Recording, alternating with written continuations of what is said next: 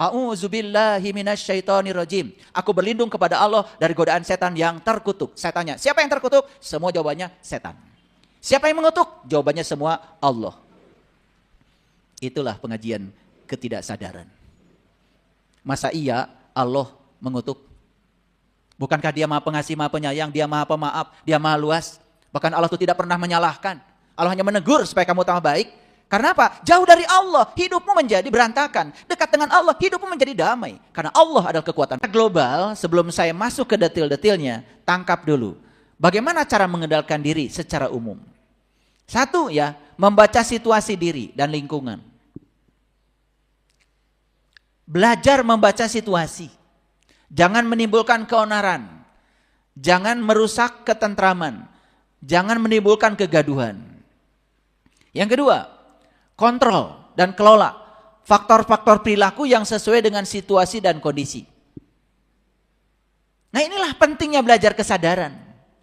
Banyak gak orang ya yang sehari-hari kelihatan seperti soleh, rajin beribadah, tetapi giliran marah, marah. Giliran tidak suka menghujat. Ada nggak? Ada apa banyak?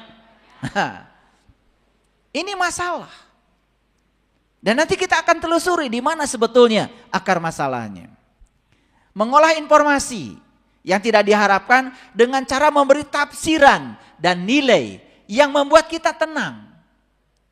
Contoh, mengolah informasi supaya kita tetap tenang. Sederhana aja. Ya.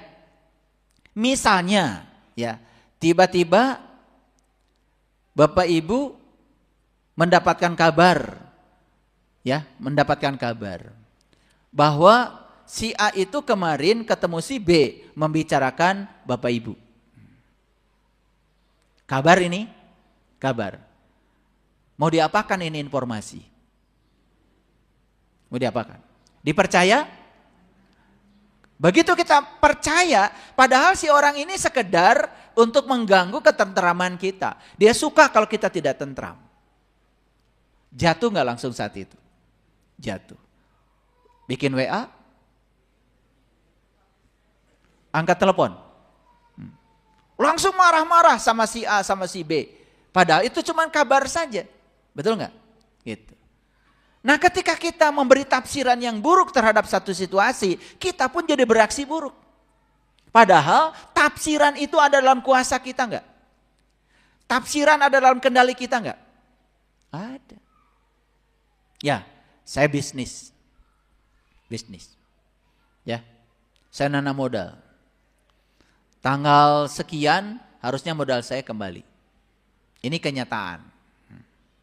Ternyata di tanggalnya tidak kembali.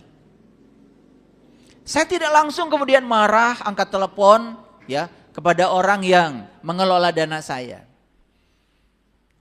Saya berkomunikasi dengan tenang. Saya percaya karena uang saya itu adalah uang berkah, pasti akan kembali. Saya dengarkan apa masalahnya. Semoga saya bisa membantu masalah yang terjadi. Kan enak. Pertama, kita tidak menekan orang lain. Tidak menimbulkan kegaduhan. Yang kedua, tafsiran tentang kenapa uang itu tidak kembali pada waktunya. Semua ada dalam kendali saya. Karena saya tahu hidup itu penuh dengan ketidakpastian. Hidup itu penuh dengan kompleksitas. Hidup itu penuh dengan perubahan.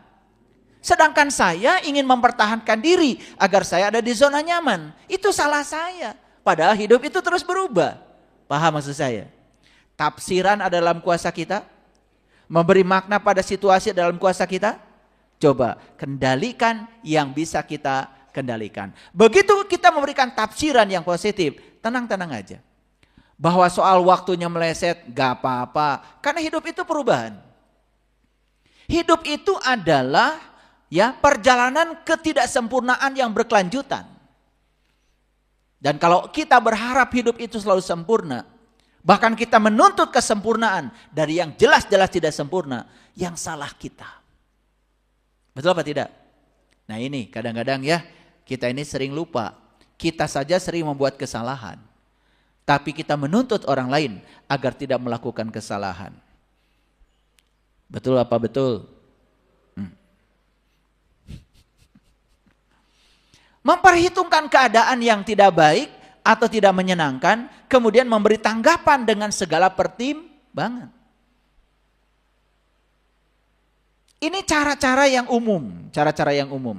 Nanti saya akan berikan di akhir sesi ini cara-cara yang lebih spesifik. Tapi sebelumnya kita baca dulu Quran surat Al-Mujadilah, surat ke-58 ayat yang ke-19 ini.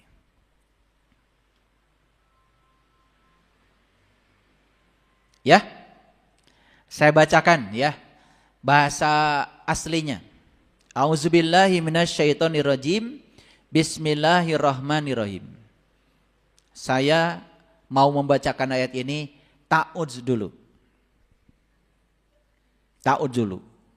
Ya, aku berlindung kepada Allah dari godaan setan yang terkutuk. Siapa yang terkutuk? Tuh, kalian tuh ngaji dari dulu ya, nggak jelas ya. Aku berlindung kepada Allah dari apa? Dari godaan setan. Setan itu hanya menggoda. Yang salah, yang tergoda oleh godaan. Yang suka tergoda oleh godaan, setan apa kamu? Jawab dulu, biar jelas ngajinya. Ya? Siapa? Setan apa kamu? Setan itu tidak salah, tugasnya menggoda. Yang jelas salah itu yang tergoda oleh godaan. Saya mau nanya sama Bapak Ibu, godaan itu bagus apa buruk? Bagus. Godaan itu harus ada untuk mengecek kualitas kita. Godaan itu harus ada untuk menguji seberapa hebat kita. Kita tidak akan pernah tahu hebat atau tidak kalau tidak ada godaan. Jadi godaan itu positif atau negatif? Kita pastikan. Positif. Setan itu negatif apa positif? Positif.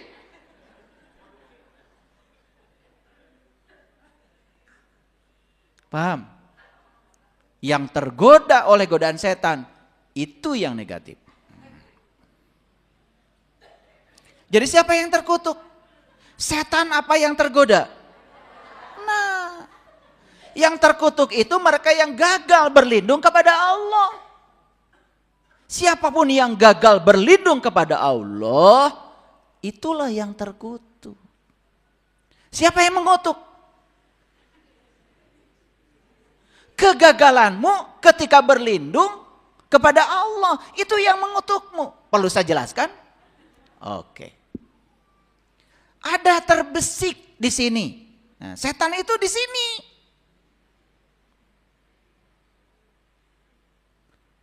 Di sini setan itu. Yuwaswisu fi sudur. Yang suka membisikkan kesadaranmu. Asalnya sadar dibisikkan, jadi tidak sadar. Nah, membisik itu tidak mungkin dari jarak yang jauh.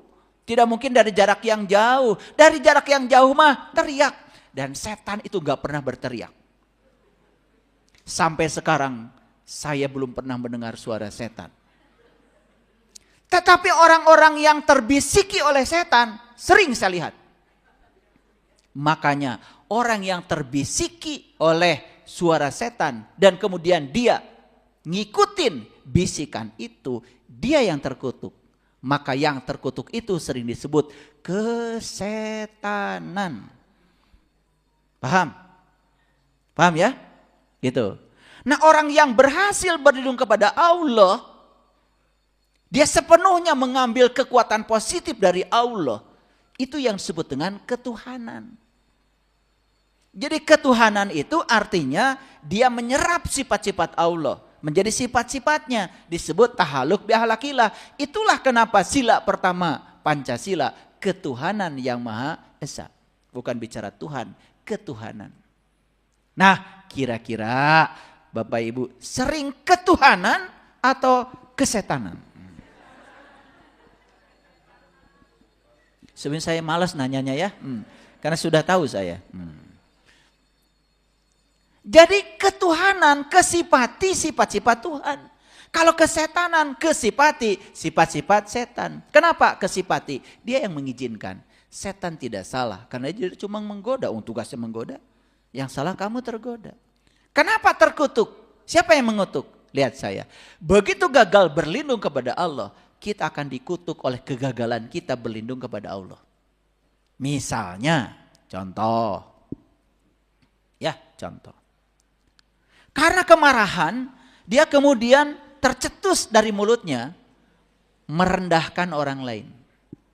Dan kemudian orang lain yang direndahkan tidak terima. Dia punya rekaman videonya, dia punya buktinya, lapor sama polisi. Akhirnya dia diproses secara hukum, masuk dalam pencemaran nama baik. Ya, banyak prosesnya? Banyak. Dia akan diinterogasi oleh polisi dan terus dan berujunglah dia memasuki ya penjara. Siapa yang mengutuk dia? Tuhan? Allah? Siapa yang mengutuk dia? Kegagalan dia ketika berlindung kepada Allah. Ketika dia berlindung pada Allahnya berhasil, kata-kata kotor itu tidak keluar. Maka dia menjadi terlindungi. Ini pelajaran penting. Karena saya bertanya di semua pengajian, ya, saya tanya, A'udzubillahi minasyaitonirrajim. Aku berlindung kepada Allah dari godaan setan yang terkutuk. Saya tanya, siapa yang terkutuk? Semua jawabannya setan. Siapa yang mengutuk? Jawabannya semua Allah. Itulah pengajian ketidaksadaran. Masa iya Allah mengutuk? Bukankah dia maha pengasih, maha penyayang, dia maha pemaaf, dia maha luas. Bahkan Allah itu tidak pernah menyalahkan. Allah hanya menegur supaya kamu tambah baik. Karena apa? Jauh dari Allah, hidupmu menjadi berantakan. Dekat dengan Allah, hidupmu menjadi damai. Karena Allah adalah kekuatan positif. Paham sampai sini? Oke, saya ulang. Siapa yang terkutuk? Yang gagal berlindung kepada Allah. Ya siapa? Nah, biar jelas. Siapa yang mengutuk? Kegagalannya ketika berlindung kepada Allah. Bukan Allah yang mengutuk. Paham sampai sini? Oke, makanya saya baca dulu. A'udzubillahi minasyaitonirrajim. Mau bahas ayat ini. Supaya kita tidak terkutuk oleh kegagalan kita berlindung kepada Allah. Yes, sampai sini. Oke. Rada cerdas sedikit ya. Ya, makanya kalau mau pengajian hari Rabu, khusus hari Rabu, minum jus ya. Biar cerdas sedikit. Udah minum jus belum? Udah diajarin sama saya jus 8. Apel Malang, Sunkist, ya, wortel, bawang bombay, jahe, kunyit, ya, sedikit nanas, sedikit madu. Blender, minum. Pagi-pagi itu sarapannya. Ya, biar rada encer sedikit ya mendengarkan kajian ini. Karena ini kajian hanya untuk orang-orang yang ya encer sedikit lah. Kalau udah butak, nah butak udah susah menerima kebenaran, ini udah skip aja, jangan nonton video saya. Ya, skip. Nunggu ya 1000 tahun lagi barangkali ya, nanti baru nonton. Oke, ya. Istahwaza alaihimus syaitan fa'ansahum zikrallah. Ulaika hizbus syaitan. Ala inna hizbus syaitan humul khasirin. Oke. Syaitan itu telah menguasai mereka, lalu menjadikan mereka lupa mengingat kepada Allah. Udah, stop dulu sampai di situ. Jadi syaitan itu telah menguasai mereka. Siapa mereka di sini? Yang mengizinkan dikuasai oleh syaitan. Nah, siapapun yang mengizinkan dikuasai oleh syaitan, maka dia akan lupa kepada Allah. Oke. Kan selama ini kita menganggap setan itu sebuah entitas di luar diri kita yang ngejar-ngejar kita, betul? Makanya kalau saya dulu di pesantren dikasih definisi setan itu luar biasa. Setan itu huluna segede muning, awakna segede hurang. ayana dikuring rupana jiga eta. Ini definisi guru saya dulu waktu di pesantren. Ya, huluna segede muning, awakna segede hurang, ayana dikuring rupana jiga itu. Udah paham ya setan ya? Setan. Setan itu bukan entitas yang terpisah dari diri kita. Bukan. Ya. Yuk sekarang kita lihat. Dulu ketika kita ada di alam alastu, kita ini ditanya oleh Allah, alastu birabbikum? Apakah aku ini Tuhanmu? Dan saat itu kita mengatakan, qalu bala syahidna. Ya, aku menyaksikan. Akibat dari menyaksikan saat itu, apa yang disaksikan pasti dong bisa diingat. Oke, lihat saya semua. Bapak Ibu menyaksikan saya sekarang? Oke. Baju saya warna apa? Emas. Ganteng gak saya? Fitnah itu. Ibu bapak menyaksikan saya, kira-kira pulang dari sini masih bisa nggak mengingat semua yang terjadi di sini? Oke, gampang ya sederhana. Untuk mengingat itu harus menyaksikan. Setuju ya? Setuju. Setuju ya? Setuju. Selama ini banyak orang yang mengklaim sudah bisa ingat sama Allah, padahal dia belum menyaksikan. Dia baru menyebut-nyebut namanya, dikiranya menyebut dengan mengingat sama. Ini yang harus dicermati. Oke. Jadi setan telah menguasai mereka, lalu menjadikan mereka lupa mengingat Allah. Istahwaza alaihimus syaitan fa'ansahum zikrallah. Bapak Ibu, apa yang pernah disaksikan oleh Bapak Ibu waktu di alam alastu, sekarang masih ingat? Masih ingat? Tidak. Jadi sekarang kita sedang lupa nggak mengingat Allah? Lupa. Nah supaya kita bisa ingat lagi, bisa mengingat lagi, kan berarti kita harus menyaksikan lagi. Setuju sampai sini? Pelan-pelan ya. Nah, siapa yang menjadikan kita lupa mengingat Allah? Setan atau kita? Setan apa kita? Ya kita. Karena kita mengizinkan dikuasai. Karena kalau kita tidak mengizinkan dikuasai, setan tidak akan menguasai. Yo, wujudnya apa sih setan itu? Kan begitu kita datang ke dunia dulu, kita dalam keadaan sadar. Lalu kesadaran kita kemudian dibungkus oleh macam-macam ajaran, doktrin, dogma. Betul? Yang kemudian semua itu membungkus kesadaran kita. Lalu kita menjadi tidak sadar. Dan wujud nyata dari setan itu adalah pikiran gelap kita. Dan itu diizinkan oleh kita masuk menjadi program yang mengendalikan pikiran kita. Akibatnya apa? Kita jadinya dikendalikan oleh pikiran gelap kita. Itu yang disebut dengan ego. Itu yang disebut dengan diri palsu. Apa yang terjadi? Kesadaran murni yang kita miliki nyaris tidak berdaya. Karena sudah dikepung oleh ketidaksadaran. Yang disebut dengan ego. Kenapa? Karena kita tidak sadar sejak dari kecil mengizinkan diri kita dibungkus kesadarannya oleh semua program itu, dan kemudian kita mengidentikan diri seolah-olah diri kita itu adalah apa yang kita pikirkan. Jujur. Bapak Ibu sekarang kita praktek. Praktek ya. Coba pejamkan matanya. Oke. Coba pikirkan sesuatu. Pikirkan sesuatu. Oke. Sesuatu aja. Udah terpikir? Oke.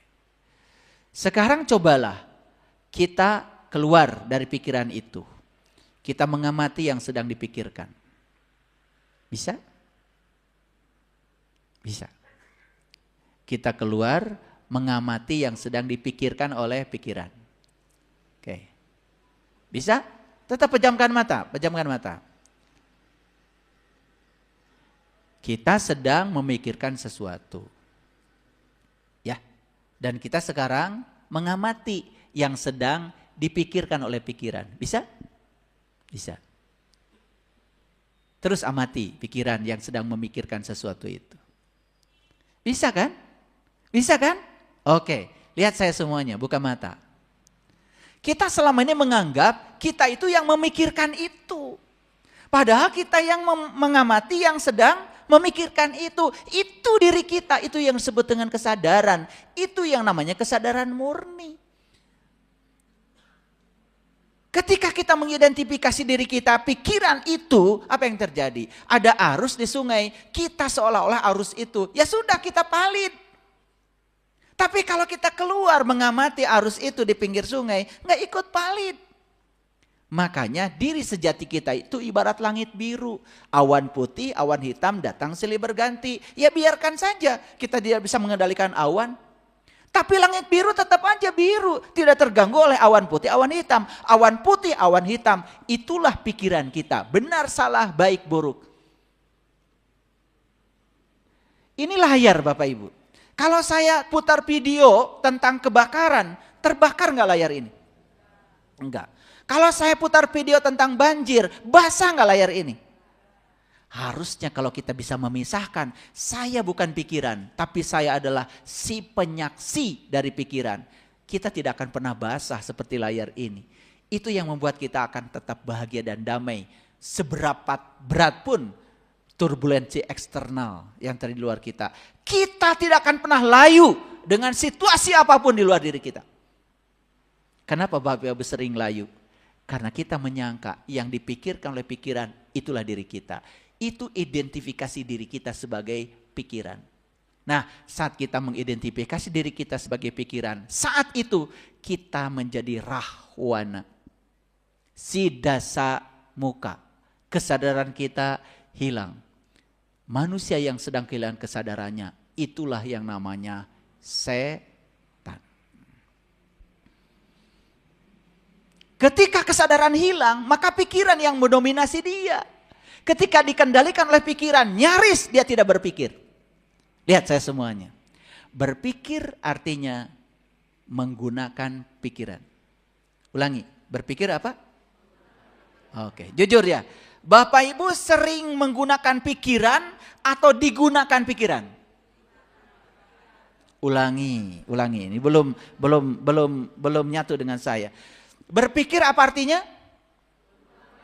Menggunakan pikiran. Oke. Bapak Ibu sering menggunakan pikiran atau digunakan pikiran?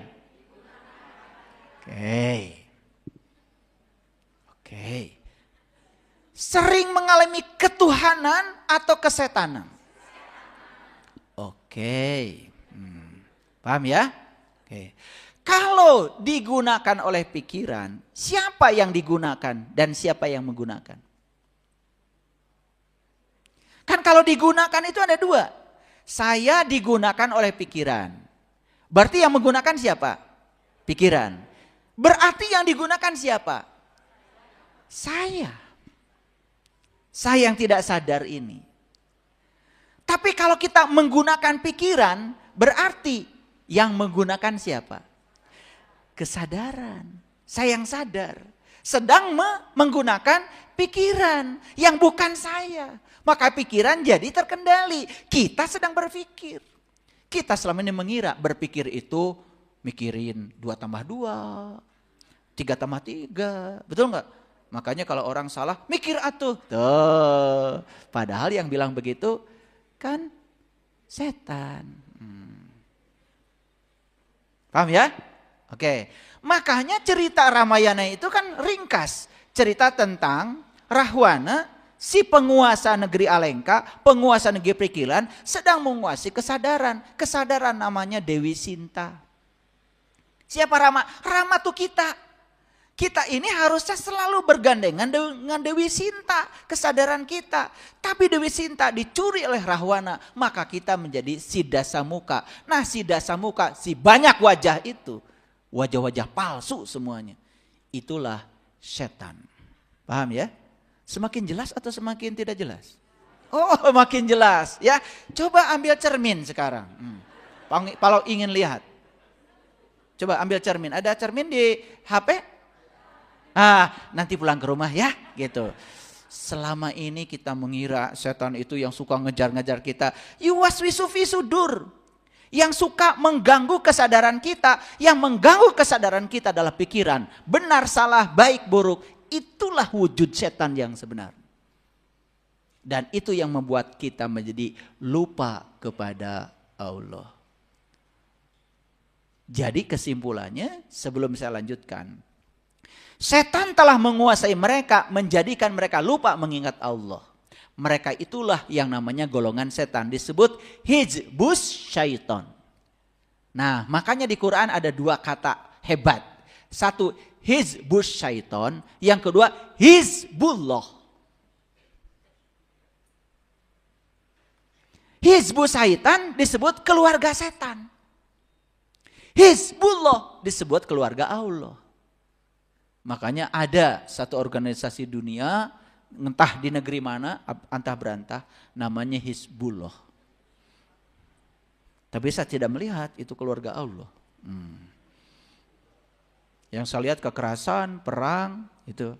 Ya sebetulnya itu hizbus syaiton.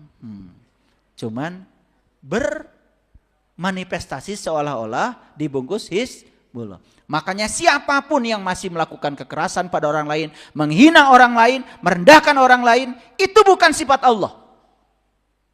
Apalagi merendahkan itu di tempat pengajian, pakai baju sok suci, itu hizbus syaiton. Dia sedang dikendalikan oleh amarahnya. Dia sedang kehilangan kesadaran. Banyak yang kayak gitu? Siapa di antaranya? Saya suka pengen nanya aja. Oke. Sampai sini clear. Ya. Jadi simpulkan ayat ini. Siapa setan menurut ayat ini?